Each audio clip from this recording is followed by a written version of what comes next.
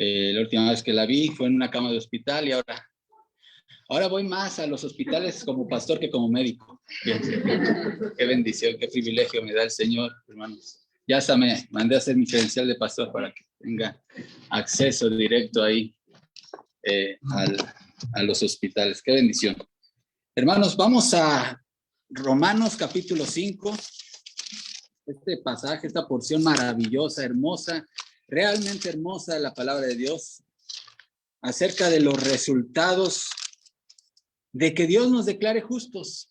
Fíjense, siendo pecadores, Dios nos declara justos. Ya con eso sería algo maravilloso, no pedimos más, pero hay resultados muy prácticos, muy tangibles, que se pueden experimentar en esta vida, hermanos, de que todo mundo debería buscar ser justificado por Dios. Vamos a leer esta porción de la palabra de Dios en Romanos 5 y el versículo, vamos a leerlo del 1 al 5 para tener el contexto. ¿Por qué no lo leemos nuevamente todos, hermanos? Dice así, puestos de pie, hermanos. Dice, justificados pues por la fe, tenemos paz para con Dios por medio de nuestro Señor Jesucristo, porque también tenemos entrada por la fe a esta gracia en la cual estamos firmes y nos gloriamos en la esperanza de la gloria de Dios.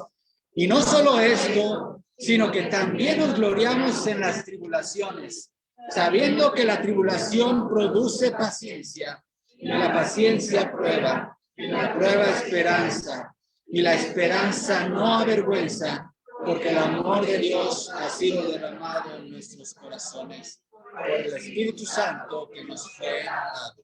Permanezcan así de pie. Padre, gracias te damos por tu bendita y sagrada palabra. Qué don tan maravilloso le has dado a la humanidad al darnos tu revelación escrita. Qué bendición nos das de poderla leer, de poderla estudiar, de aproximarnos, de acercarnos a ella cuantas veces queramos y meditar en ella. Tu palabra es vida y produce vida en nosotros, Señor. Envía vida, vida en abundancia en esta mañana a través de tu palabra. En Cristo Jesús. Amén. Amén. Tengan la bondad de tomar sus lugares. La existencia humana está marcada por un marco legal, hermanos, lo hemos estado diciendo. En cualquier lugar en donde nos desempeñemos hay reglas, no podemos hacer lo que queramos. ¿Sí? Si eres un empleado, pues esa empresa, ya sea del sector público o privado, tendrá un reglamento al cual te tienes que sujetar. Si no te sujetas a ese reglamento, tendrás consecuencias. Si eres un estudiante, lo mismo con tu institución educativa. Si eres un conductor de automóvil, también hay reglas, hay un reglamento de tránsito del cual te debes sujetar. Bueno, pues el simple hecho de ser seres humanos en este universo que Dios creó está regulado por un marco legal. A veces no nos gusta pensar en esos términos de nuestra existencia, pero Dios, hermanos, nos dio su ley como una muestra de su amor, porque sabe que vivir bajo esos mandamientos hará nuestra vida más dichosa, más feliz. Sin embargo, el corazón del ser humano, a partir de la caída, es un corazón que está indispuesto hacia la ley de Dios. Y por lo tanto, siempre se aleja de los mandamientos de Dios. Y eso nos ha colocado en una posición legalmente incorrecta ante la ley de Dios. Dicho de otra manera, por cuanto todos pecaron y están destituidos de la gloria de Dios. Todos, no importa tu grupo étnico al que pertenezcas, no importa la familia de la que vengas, no importa cuán religioso seas, no importa cuán moralista seas, no importa quién seas, si eres ser humano, has pecado y estás en problemas legales con Dios. Y cuando entiendes esto, entiendes la necesidad de llegar a corregir esa situación. Tú no puedes, ningún ser humano puede, pero Dios hizo todo lo necesario para que esto sea posible, para que el ser humano tenga acceso a ser justificado, a que Dios, el juez del universo, lo declare justo. ¿Y cuál es? a través de la fe en Jesucristo. Es decir, nuestros pecados tuvieron que ser juzgados y castigados en un ser humano, en un miembro de la raza humana que nunca hubiera pecado y que hubiera cumplido perfectamente esa santa ley de Dios. Y ese es Jesucristo. Jesucristo, siendo inocente, siendo justo, fue condenado en nuestro lugar. Murió por nuestros pecados. Y Él pagó la pena que había en nuestro lugar. Y ahora es posible que el juez otorgue la justificación a cualquier pecador, no importa cuántos pecados hayas cometido, no importa cuán terrible haya sido tu maldad, o cuán bajo hayas caído en el profundo pozo del pecado. Hay salvación para ti en Jesucristo. Porque déjame decirte que esos pecados tan terribles que hayas cometido en tu vida fueron imputados al Santo Hijo de Dios en la cruz. Y Él fue castigado en tu lugar por ellos, por cada uno de esos pecados. ¿Y cómo se accede a esa justicia? A esa correcta estado legal delante de Dios por la fe. No tienes que hacer ningún mérito. Es por la fe. Fe en Jesucristo.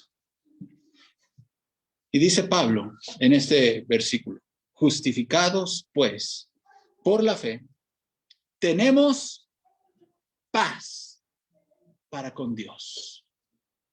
Es decir, ahora Dios es amigo nuestro. Vivimos en una relación de amistad perfecta con Dios. Pero no solo eso, hemos accedido, hemos tenido una entrada, se nos ha dado en una entrada por esa misma fe a una gracia especial. ¿Qué es esto? A un trato privilegiado de parte de Dios hacia nosotros. Dios nos trata, dice la palabra de Dios, como a hijos. Y eso incluye un amor especial, un cuidado especial, un trato especial en todos los aspectos. A eso se refiere esta gracia. Pero no solamente eso, sino que también nos ha dado esperanza. Ahora que estamos justificados delante de Dios, nuestro estado correcto delante de Dios, esta relación personal con Dios, no es nada más para esta vida, los años que duren nuestra vida aquí en la tierra, sino que trascenderá a la vida futura después de la muerte. Y nosotros somos un pueblo con esperanza, que no es esperanza para esta vida, sino más allá de esta vida. Nos gloriamos en la esperanza de la gloria de Dios. Pero en esta vida estamos expuestos a tribulaciones. Note cómo ser cristiano, haber sido reconciliado con Dios, no significa que no vamos a sufrir. No, sí, vamos a pasar, decíamos, Dios nos va a meter en ese molcajete, ¿sí? Y nos va a meter en la tribulación. ¿Por qué? Porque Él sabe que la tribulación produce paciencia. La paciencia produce un carácter probado. Y el carácter probado produce esperanza. Y eso hace más fuerte y más viva nuestra esperanza. Pero vimos otro resultado también. Esa esperanza no defrauda. No nos queda mal esa esperanza. Es una esperanza segura porque el amor de Dios ha sido derramado en nuestros corazones. Es decir, todo aquel que ha sido justificado por Dios en esta vida tiene la calidad y la cantidad de amor necesario para amar y dar amor a otros. Pero, ¿cómo fue que llegó ese amor a nuestro corazón? Dice, por el Espíritu Santo que nos fue dado. El Espíritu Santo. Y vamos a hablar ahora justamente del Espíritu de Dios. Y quiero aproximarme a ese pasaje, hermanos, en esta frase y que meditemos en esta frase. El Espíritu Santo que nos fue dado. En primer lugar, hermanos, el Espíritu Santo es una persona. Pero a todo esto, ¿qué es una persona? Porque existen diferentes opiniones en varios círculos religiosos y hay otros grupos religiosos que enseñan que el Espíritu Santo es una manifestación simplemente del poder de Dios. Es una especie de fuerza, de energía divina que se expresa en ciertos momentos. Pero ¿qué dice la palabra de Dios acerca de la naturaleza del Espíritu Santo? Para empezar, hermanos, la palabra de Dios claramente habla, sobre todo en el Nuevo Testamento está revelada esta doctrina de que Dios existe y siempre ha existido en tres personas: Dios Padre, Dios Hijo y Dios Espíritu Santo. Tres personas en una. Cuando hablamos de persona, hermanos, nos estamos refiriendo justamente a la individualidad. Es decir, el Espíritu Santo se distingue del Hijo y se distingue del Padre. Pero no significa eso, y nadie piense que los cristianos creemos en tres dioses. No, no son tres dioses. Un solo ser divino en tres personas. Pero veamos, hermanos, cómo la Biblia le asigna personalidad al Espíritu Santo. ¿Por qué decimos que el Espíritu Santo es una persona? En primer lugar, por una evidencia lingüística que la Biblia nos da. Es decir, ¿cómo se refiere al Espíritu Santo? Nuestro idioma español, hermanos, nos permite diferenciar las cosas de las personas.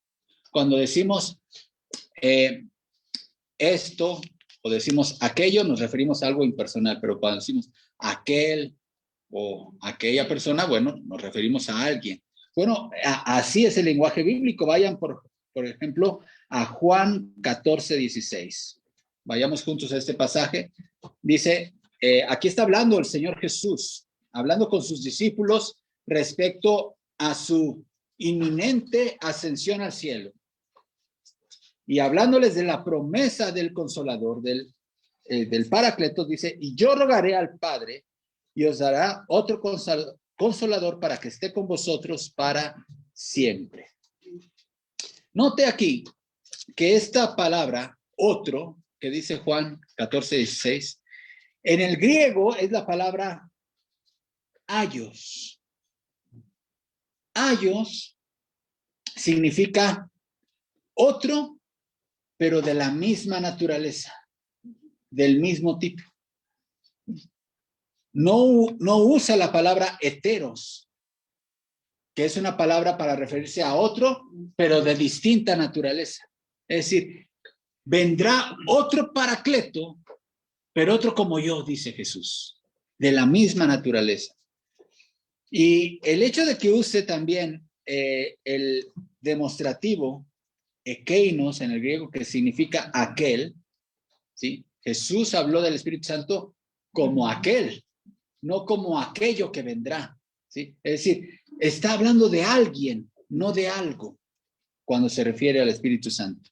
Pero también, hermanos, hay otra evidencia de la acción y de la naturaleza del Espíritu Santo respecto a su capacidad de razonar. Por ejemplo, Romanos 8:27, vayan también con ese pasaje. Hoy vamos a ver muchos pasajes, hermanos, así que tengan lista su Biblia, y esto nos va a ayudar también para contrarrestar el sueño que da a esta hora siempre en el sermón.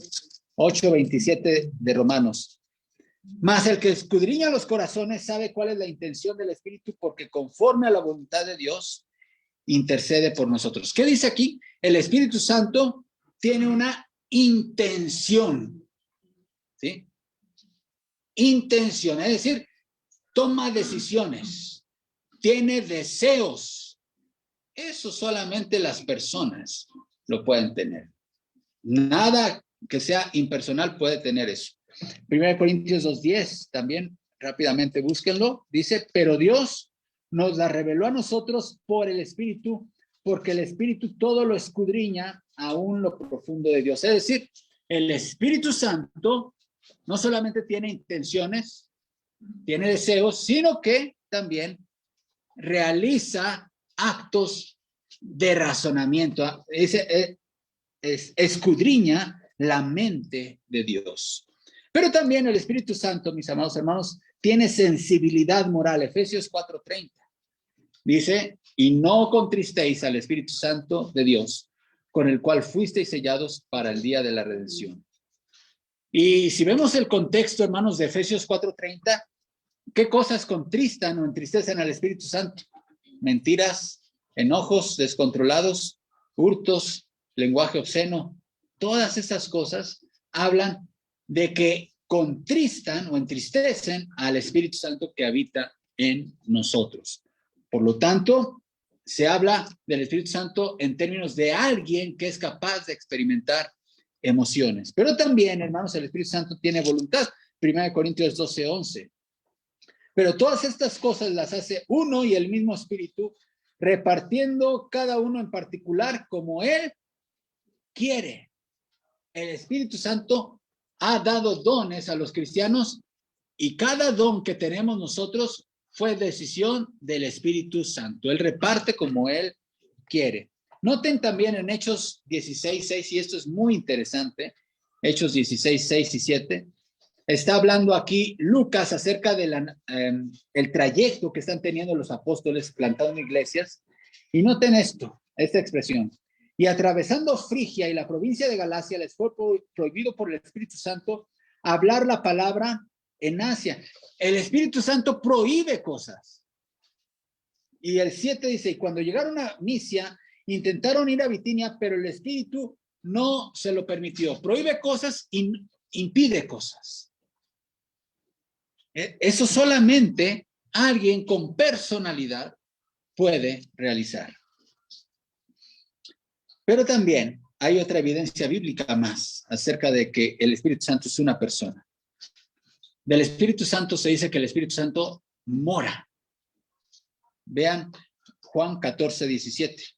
El Espíritu Santo, el Espíritu de verdad, al cual el mundo no puede recibir porque no le ve ni le conoce, pero vosotros le conocéis porque mora con vosotros y estará en vosotros. Aquí hay mucha evidencia de que el Espíritu Santo es una persona. Primero, la palabra conocer siempre en la Biblia se refiere a una relación personal.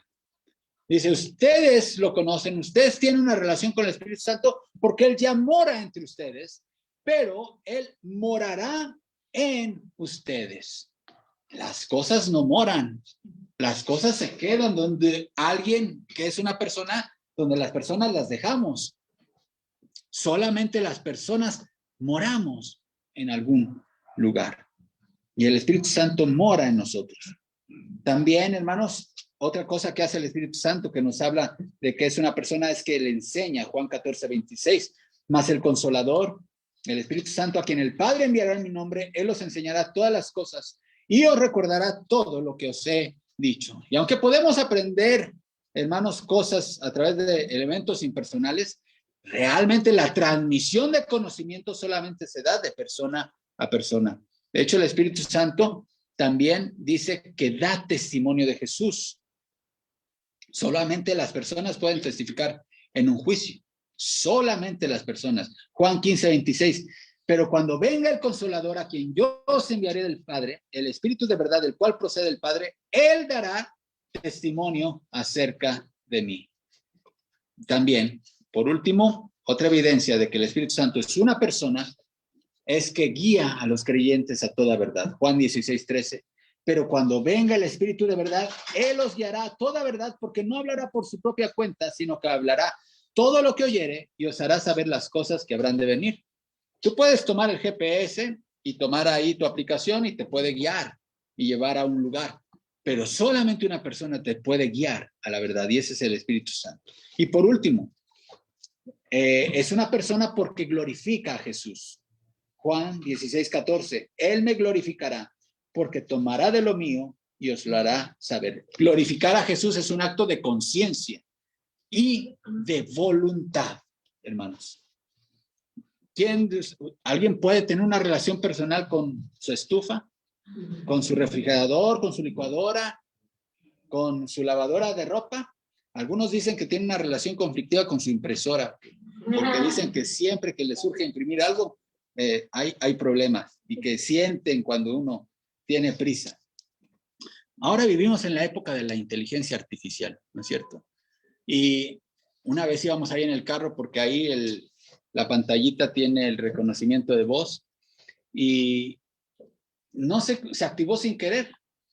Y algo le pregunté, me dirigía a mi esposa y normalmente le digo, ¿verdad que sí, hermosa? Y entonces ahí es una voz de mujer la que sonó. Dice, ay, es a mí. Muchas gracias. es muy de friki, muy de miedo, pero así nos contestó la inteligencia artificial. En otra ocasión, apenas no hace mucho, nos volvió a suceder con ese aparato y empezó a hacer una especie como de diálogo y de verdad que sí, da mucho miedo esas cosas. Por eso en la casa no tenemos nada de Alexas y esas, pero hay, miren, se dice, mis hermanos, que 10 son los países con el mayor porcentaje de robots por trabajador en el mundo. El país con más robots que hay en el mundo es Singapur. Le sigue después Corea del Sur. Tercer lugar, Japón, Alemania, Suecia, Dinamarca, Hong Kong, Taipei, Estados Unidos y Bélgica y Luxemburgo. Esto de acuerdo a las últimas estadísticas de World Robotics emitidas por la Federación Internacional de Robótica. El país con mayor densidad de robots sigue siendo por mucho Singapur, con 900, escucha esta cifra, 918 unidades por cada 10,000 empleados en 2019. Es decir, por cada 10,000 personas, seres humanos que trabajan, hay 918 trabajadores que son robots, máquinas. Ahora se habla incluso de la posibilidad de que avance tanto la inteligencia artificial, de que haya robots que sean capaces de identificar o de incluso de imitar reacciones humanas. Pero hermanos, los robots, por más parecidos a nosotros, no dejan de ser máquinas, es decir, son eso, no ese. Es aquello, no aquel. Es una máquina. No son personas. Pero el Espíritu Santo es una persona. Y entonces con Él tenemos el privilegio de relacionarnos de una manera personal todos los días, hermanos. Al Espíritu Santo podemos amarlo y debemos amarlo. Podemos honrarlo y debemos honrarlo. Podemos obedecerlo y debemos obedecerlo. Podemos adorarlo porque es Dios, como lo vamos a ver ahorita, y podemos aprender de Él. Pero ya vimos, hermanos, la primera verdad es que el Espíritu Santo es una persona, no como nuestros amigos que tocan puertas y que dicen que no es una persona, que es la fuerza activa de Dios, le llaman ellos, y hasta cambian la Biblia. No es así, es una persona, tal como lo enseña la Biblia. Pero no solamente es una persona, sino que el Espíritu Santo es una persona divina. Regresamos a nuestro pasaje base en Romanos 5, hermanos. Y dice, el Espíritu, y viene otra palabra después. ¿Qué dice?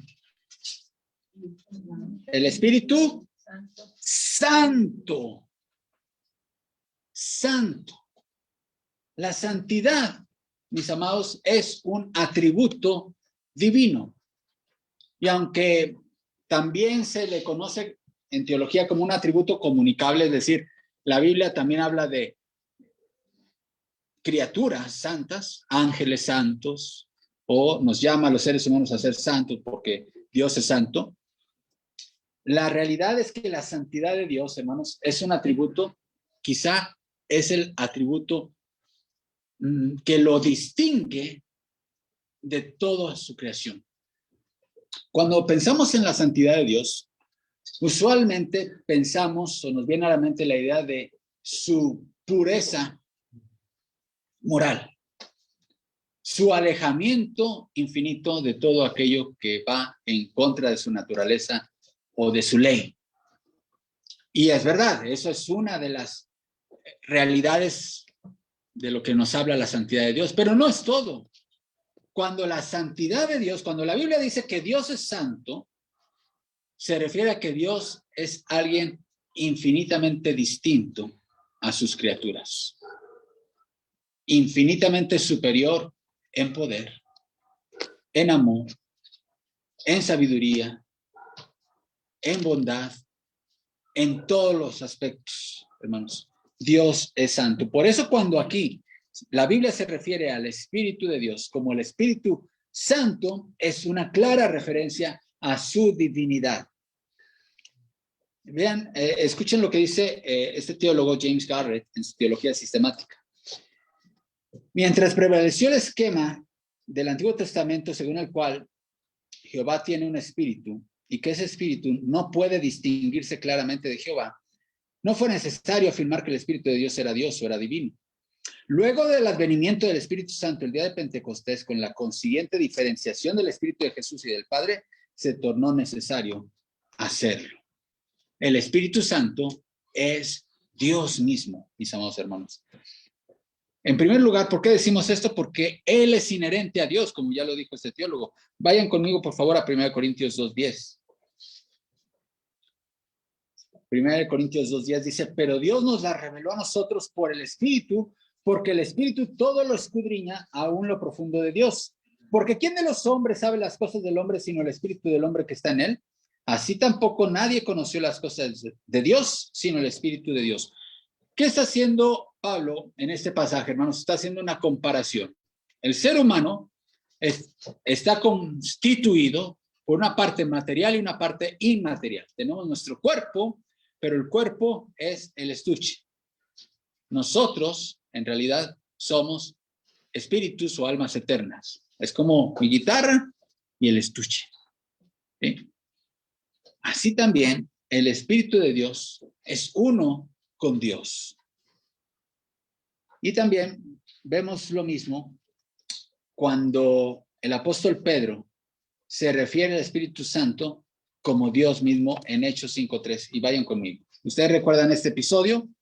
Un matrimonio se había puesto de acuerdo para engañar a la iglesia en Jerusalén respecto a una ofrenda que iban a dar, Ananías y Zafira. El Espíritu de Dios reveló a Pedro y a los apóstoles del engaño, y entonces Pedro confronta el pecado de Ananías y le dice, dijo Pedro, Ananías, ¿por qué llenó Satanás tu corazón para que mintieses al Espíritu Santo? Vean, mintieses. Esto solamente se le puede mentir en una relación personal. Pero después termina la frase diciendo, no has mentido a los hombres, sino a Dios. El Espíritu Santo es Dios. Pero también el Espíritu Santo, hermanos, es igual al Padre y al Hijo, como lo vemos en Mateo 28:19. Por tanto, id y haced discípulos a todas las naciones, bautizándolos en el nombre del Padre y del Hijo y del Espíritu Santo. No está haciendo ninguna diferencia entre el Padre y el Hijo y el Espíritu Santo.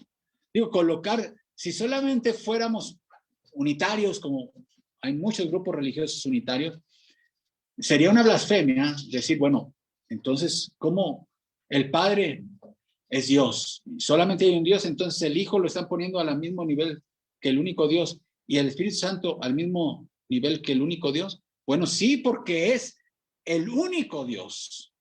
Padre, Hijo y Espíritu Santo es el único Dios, la Santísima Trinidad. Vemos también aquí en esta bendición apostólica en 2 de Corintios 13:14, la gracia del Señor Jesucristo, el amor de Dios y la comunión del Espíritu Santo sean con todos vosotros. Amén. El Espíritu Santo en el mismo nivel que Dios Padre y que Dios el Hijo. Pero también, mis hermanos, decimos que el Espíritu Santo es Dios porque la Biblia le asigna atributos que solamente Dios puede tener. Por ejemplo, el Espíritu Santo tiene eternidad. Hebreos 9:14. Dice, ¿cuánto más la sangre de Cristo, el cual mediante el Espíritu eterno se ofreció a sí mismo sin mancha a Dios, limpiará vuestras conciencias de obras muertas para que sirváis al Dios vivo? Eternidad. El Espíritu Santo posee eternidad. El Espíritu Santo posee omnipotencia. Lucas 1:34-35.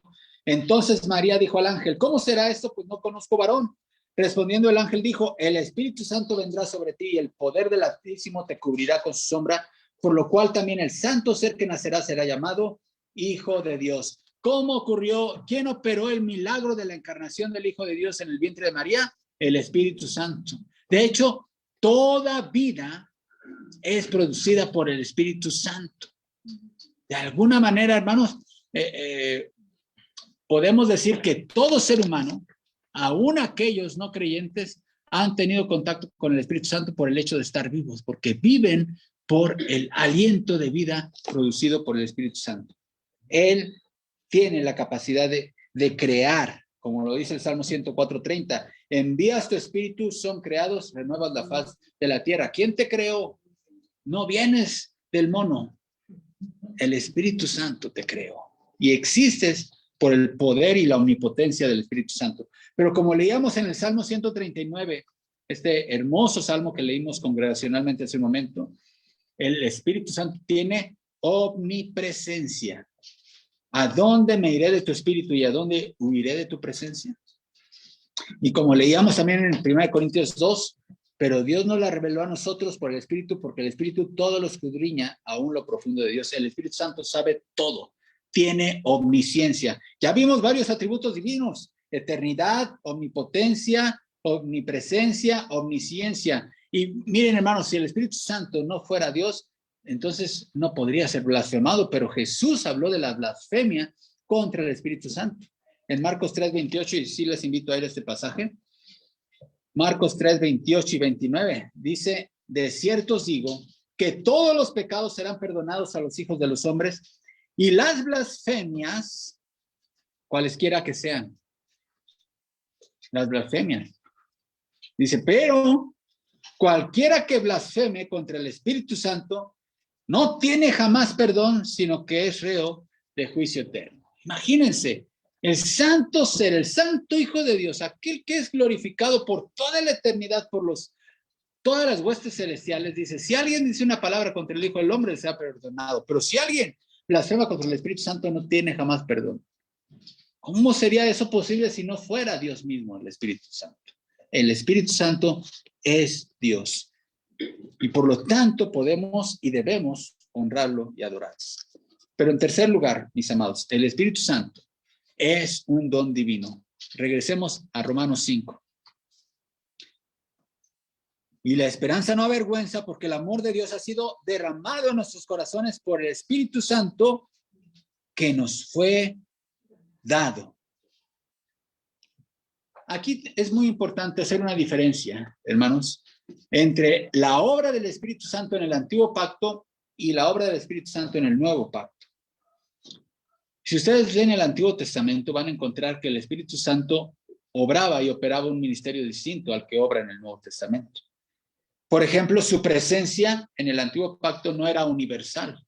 Es decir, no estaba presente en todos los creyentes del pueblo del pacto. No era una presencia permanente. Es decir, el Espíritu Santo podría venir sobre una persona y después podría alejarse de esa persona, lo cual significa que su presencia no estaba relacionado necesariamente con la regeneración, ¿sí? Por ejemplo, en el caso de Saúl, del rey Saúl, que se dice que el Espíritu Santo vino sobre él, pero después cuando pecó y desobedeció a Dios, dice que Jehová ya se había apartado de él. Vamos a este pasaje, por favor, en primer libro de Samuel 16:14.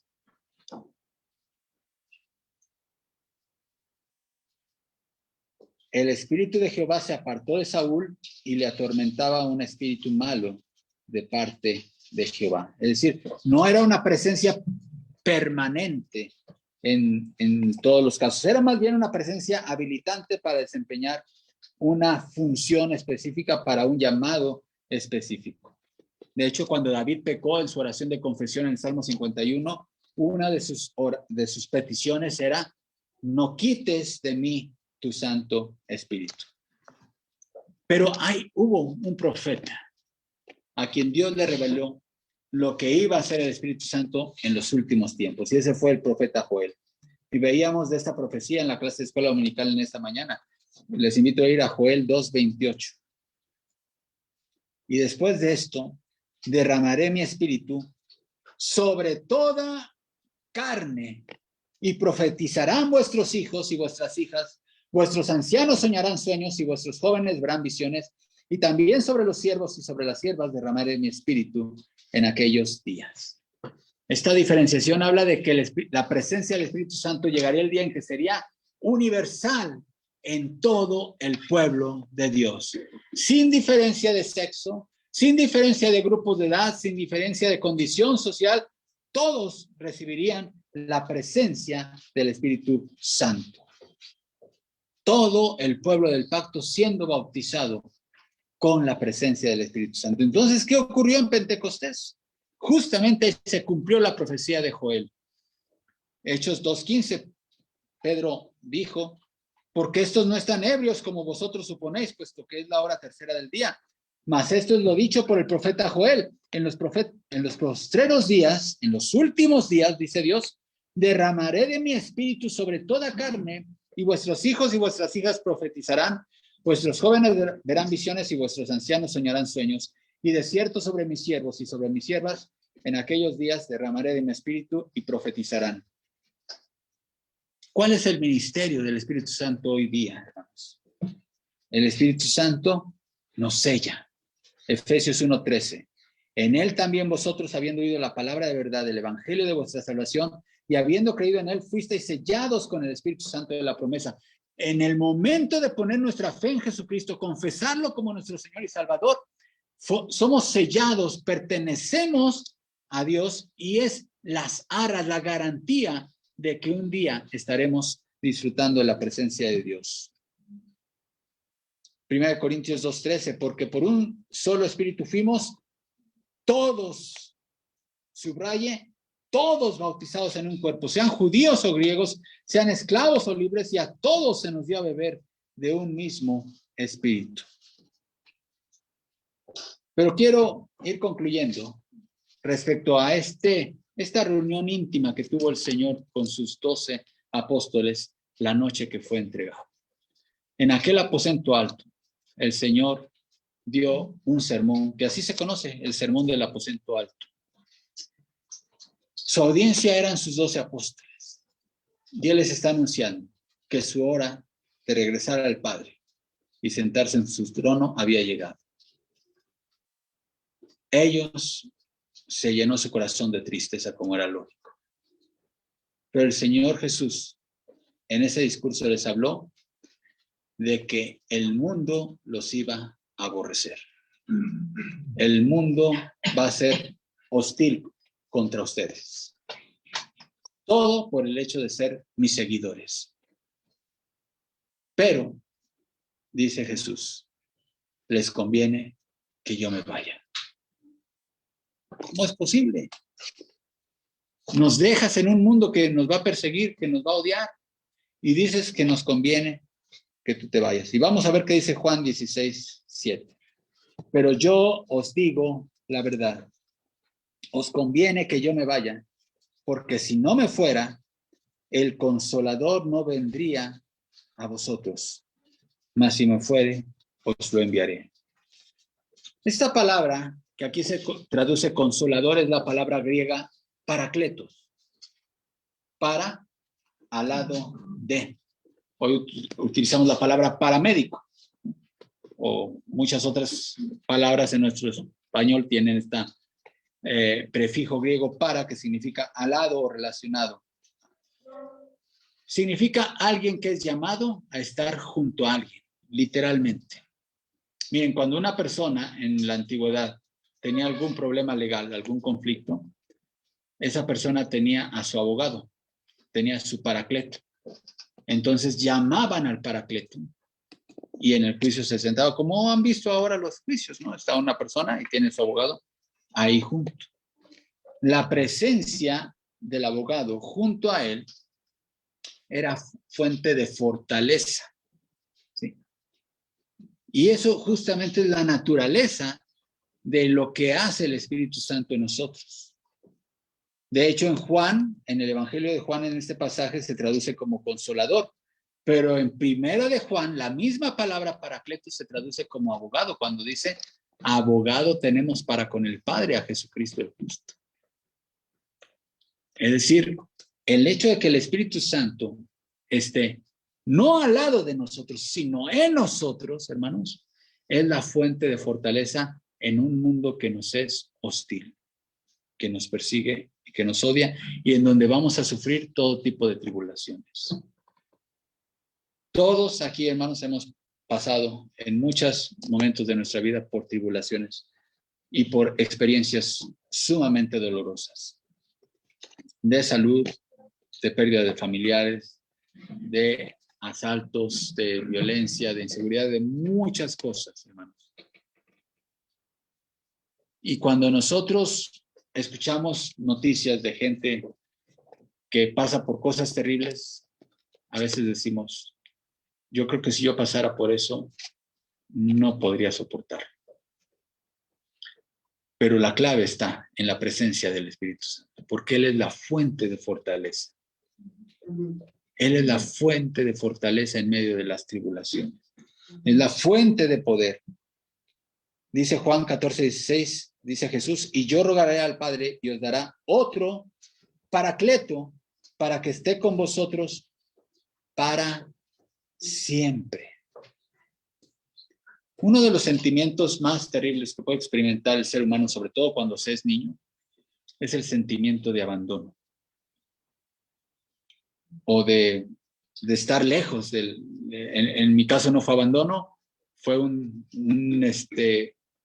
pues una irresponsabilidad mía cuando era niño de salirme de la casa. Tenía creo que 5 o 6 años, vivíamos en Guadalajara, imagínense qué ciudad. Y estuve perdido como por más o menos 2 horas. Gracias a Dios que providencialmente mis padres me encontraron, ¿sí? Pero cuando me di cuenta que estaba lejos de mi casa, que no sabía regresar a mi casa, ese sentimiento es terrible. Hay lamentablemente mucha gente, muchos padres que abandonan a sus hijos. Y es lo más terrible que se puede sentir. Bueno, el cristiano no tiene por qué sentirse abandonado por Jesús, porque tenemos al Espíritu Santo. En medio de las pruebas, en medio de las tribulaciones, en medio de los momentos difíciles, el Espíritu Santo es la fuente de consuelo y de poder para poder seguir adelante. Pero también, hermanos, es la presencia capacitante para cumplir la misión de Dios. Cuando el Señor Jesús estaba a punto de ascender a los cielos, Él les dijo, se acercaron, había un grupo de seguidores a Él y le dijeron, Señor, ¿restaurarás el reino de Israel en este tiempo? Porque eso era la enseñanza que ellos tenían, que cuando viniera el Mesías se iba a restaurar el reino de Israel. Y Jesús les contesta, no les toca a ustedes saber los tiempos que el Padre puso, pero recibirán poder cuando haya venido sobre vosotros el Espíritu Santo. Es decir, está ligando el día del Señor con la profecía de Joel. Dentro de no muchos días, esa profecía se cumplirá en ustedes. Ustedes son el grupo privilegiado sobre el cual se va a cumplir esa profecía. Permanezcan en Jerusalén. Dice, no empiecen a hacer la misión hasta que venga el Espíritu Santo. Hermanos, no podemos hacer la misión de Dios. No podemos hacer nada en el servicio a Dios sin el poder del Espíritu Santo. Cualquier cosa que hagas, adorar a Dios, no podemos orar, exhortar a alguien, consolar a alguien, no podemos si no es con el poder del Espíritu Santo. Evangelizar, no podemos si no es con el poder del Espíritu Santo. Enseñar una clase, dirigir la alabanza, tocar un instrumento, predicar, se requiere del poder del Espíritu Santo. El talento humano no sirve para esto. Se requiere de la presencia y la habilitación que da el Espíritu de Dios. Por eso la exhortación en Efesios. No os embriaguéis con vino, en lo cual hay disolución, antes de ser llenos del Espíritu Santo. ¿Y cómo podemos ser llenos del Espíritu Santo, hermanos? Santificándonos, consagrándonos, desarrollando esas disciplinas espirituales diarias con la oración, el estudio de la palabra, dejándonos poseer por el Espíritu Santo. Al igual que el vino posee a una persona intoxicada por él y domina su reacción, su hablar, su conducta. Así que el Espíritu Santo te gobierne tu vida. Cuando tu vida es gobernada por el Espíritu Santo, estás lleno del Espíritu Santo y estás listo para servir al Señor. Qué bendición tenemos de gozar con la presencia del Espíritu Santo en nuestras vidas. Oremos, Padre, gracias te damos, porque no nos dejaste huérfanos, Padre. Gracias te damos. Si tú dijiste que era mejor que tu Hijo se fuera, si nuestro Señor dijo que era mejor que Él se fuera y que el Espíritu Santo viniera, Padre, lo creemos. Porque no podríamos vivir la vida cristiana sin la presencia de tu Espíritu Santo. No podríamos ser iglesia sin la presencia de tu Espíritu Santo. No podríamos soportar las tribulaciones y las pruebas, Señor, si no fuera por el poder de tu Espíritu Santo en nosotros. Señor, gracias te damos, porque nos has dado a tu Espíritu Santo y Él está con nosotros, como dice tu palabra, para siempre. Para siempre. Ayúdanos, Padre Santo, a honrarlo. Ayúdanos a tener una relación cercana con tu Espíritu Santo, a dejarnos enseñar por Él, a dejarnos guiar a la verdad por Él. Ayúdanos a no contristarlo, Padre. Ayúdanos a no apagar su influencia en nuestra vida. Ayúdanos a honrarlo. A que Él sea quien señoree cada aspecto de nuestra vida, Padre. Gracias te damos por la presencia gloriosa de tu Espíritu Santo en nosotros.